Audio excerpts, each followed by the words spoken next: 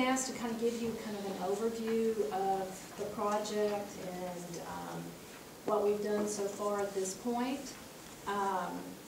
Also give you a little bit of what are the water conditions for Texas, and I've been attending quite a few legislative hearings and been working with some of our experts on this, and been managing the at-risk systems for TCEQ and for the state, working very closely with the Texas Department of Emergency Management. So to ensure that we don't have systems that run out of water. So been very much engaged in that this year. The 2011 drought was set the record for the worst single-year drought in history for Texas. And at the beginning of October 2011, 97% of the state, including all or part of every county, was experiencing extreme or exceptional drought.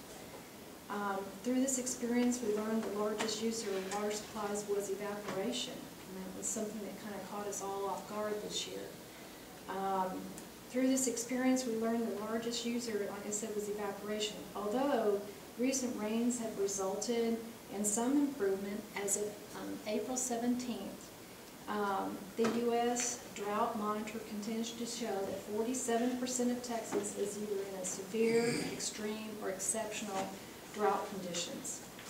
Our state climatologist continues to state that seasonal forecasts predict the drought will persist or intensify in many areas of the state through the spring and most likely through the summer of 2012. So the agency has not let our guard down. We continue to keep working with the entities, pressing forward as if we were going to have a repeat of last summer. The City of Brownwood should be commended for this forward planning effort that you have done in preparing your city for a continued drought. The city has conducted a number of outreach assistance activities, specifically targeting public water systems, and so has the TCEQ.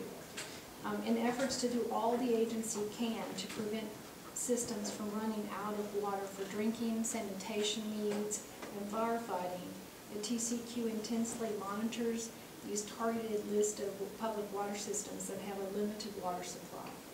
And when I say limited, we're talking about 180 days or less. So we have lists at the agency where we've been working with our public water systems that have put us on notice, self-reported, that they have 180 days or less.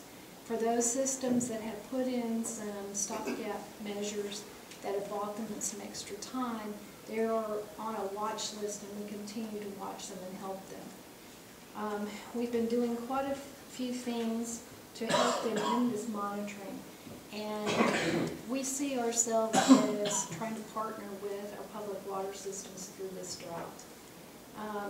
As you know, in the past when we've had droughts, we've been able to rely on some of our neighboring states to help us if we needed that, but they were experiencing some of the same conditions we were. And so we found ourselves looking at systems that had sole source and looking at systems that had no way of discharging from an upstream reservoir and how to help them from running out of water.